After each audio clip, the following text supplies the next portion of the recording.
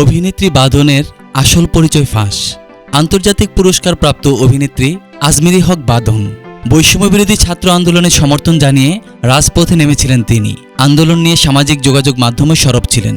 আন্দোলনের সময় কখনো তাকে ফার্মগেট, কখনো শাহবাগ, আবার কখনো শহীদ মিনারে ছাত্র জনতার সঙ্গে তাকে দেখা গেছে।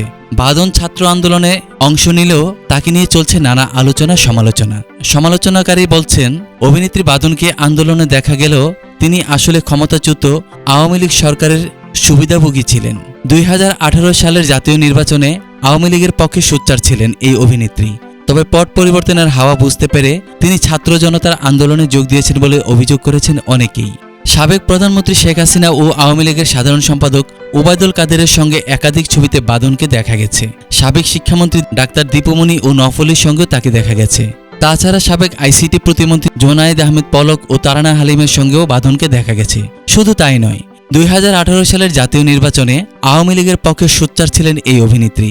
2020 সালের ঢাকা উত্তর সিটি কর্পোরেশনের আওয়ামী লীগ মনোনীত প্রার্থী আতিকুল ইসলামের পক্ষে প্রচারণায় অংশ নিয়েছিলেন বাঁধন। তাছাড়া শেখ হাসিনা সরকারের রাষ্ট্রীয় একাধিক অনুষ্ঠানেও দেখা গেছে বাঁধনকে। আবার কখনো বিএনপি নেত্রী ব্যারিস্টার রুমিন ফারহানা ও ভিপি নুরুল হকের সঙ্গেও তাকে দেখা গেছে। বিভিন্ন রাজনৈতিক ব্যক্তির সঙ্গে ছবি পোস্ট করার কারণে এই অভিনেত্রীকে সুযোগ সন্ধানী হিসেবে মনে করছেন অনেকেই। এখন নেটিজেনদের মনে প্রশ্ন, দ্বাদশ নির্বাচনে আওয়ামী লীগের পক্ষে কাজ করা বাঁধন কেন আওয়ামী লীগের বিপক্ষে অবস্থান নিলেন? সম্প্রতি মুজিব একটি সিনেমার ব্যয় নিয়ে দুর্নীতির অভিযোগ তুলেছেন বাঁধন। তিনি বলেছেন, কোটি কোটি টাকা বাজি নিয়ে টাকাগুলো কোথায় গেল? এতে নতুন করে আবার আলোচনায় এসেছেন আজমেরী হক বাঁধন।